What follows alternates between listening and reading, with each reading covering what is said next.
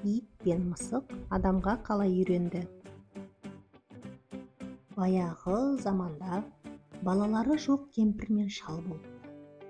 Шал егін егеді екен, жинаған астығын қамбаға құяды екен. Шетінен базарға апарып сатып, шай пұлына айырбастайды екен. Бір күні шал қамбадағы астығын алып базарға апарып сатпақ болады. Қамбаның есігін ашып қалғанда тышқандардың өріп жүргенін көреді. Олар дәні бүтін астық қалдырмапты.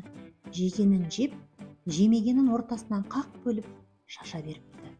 Бұған кемпір мен шал қайғырып, осы астықпен күн көруші едік, енді қайтеміз деп зар еңірейді. Сол кезде бұлардың тұсынан өтіп бара жатқан мысық мұңдарын естіп қастарына келеді.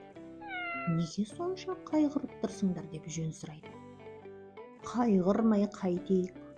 Алаяқ тышқандар қамбадағы астығымызды талан-таражға салыпты. Соның жазасын беретін біреу табылар ма екен бұл дүниеден деп шал мұңын шағады. Қане, көрсе тұры тышқандарды деп мысық құйрығын бұлғаңдатады. Ендеше бері жүр деп шал мысыққа қамбаның есігін ашып береді. Мысық құжынаған тышқандарды көреді. Енді есікті жауып қойды, кете бер дейді мысық шалға. Үйді кезіп, аштықтан ішегі шұрылдап, қарны қабысып жүрген мысық қалың тышқанмен айқасса кетеді. Әп сәтте 5-6-ын ұстап, қалғандарын қуып шығады. Үйсіз, күйсіз айдалада қаңғып жүруші еді, енді су өтпейтін, жаңбыр тимейтін қамбада қарны тоқ тұратын болды. Біраз уақыттан кейін тышқандар бұл маңнан безіп қамбаға жоламай келіпті.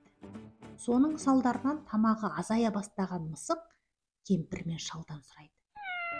Қане, тағы қандай жұмыстарың бар депті. Олар тышқаннан құтылғандарына қуанады. Кемпір мысықтың жылтылдаған жүнін сипап еркелетеді. Не қалайсың? Қане айт, тілегіңді орындауға әзірмін депті шал. Мысық өзінің қалауын айтады.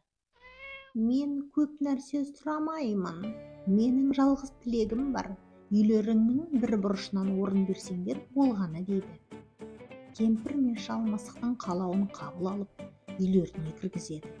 Мысыққа үй ішінде не істесе де ерік беріпті. Қайда жатам десем де тыйым салмапты. Үшеуі тату тәтті бірге тұратын болыпты. Мысыққа кемпір күніне бір тостаған сүт береді екен. Сүтке тойып алған мысық жылы үйде пырылдап ұйықтап жатады.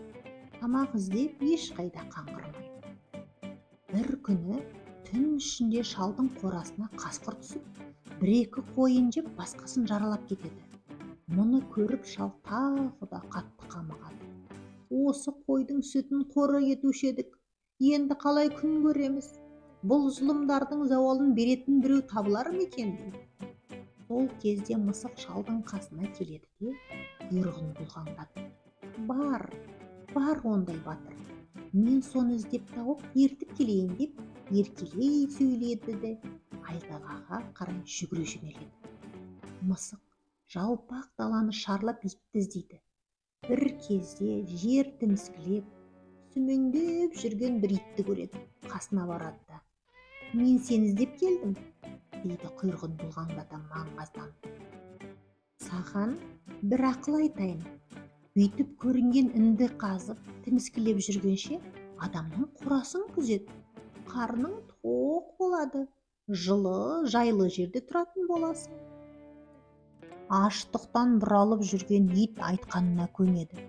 Баста ендеше сол адамның қорасына деп құлшынады. Ал кеттік олай болса деп мысық соңынан итті ертіп ауылға келеді.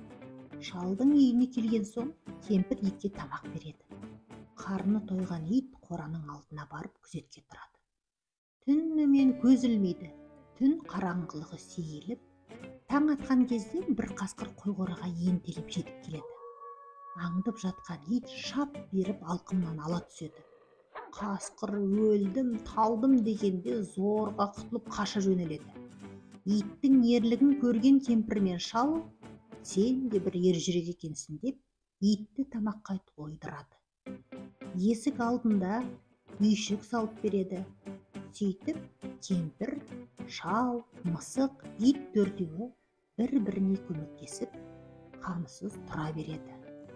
Міне, мысық пен ит адам баласының қолына ең алғаш осылайша үйренген екен дейді. Арнаға тіркелуді ұмытпаңыздар. Ит немесе мысығы бар достарыңызбен бөлісе отырыңыздар.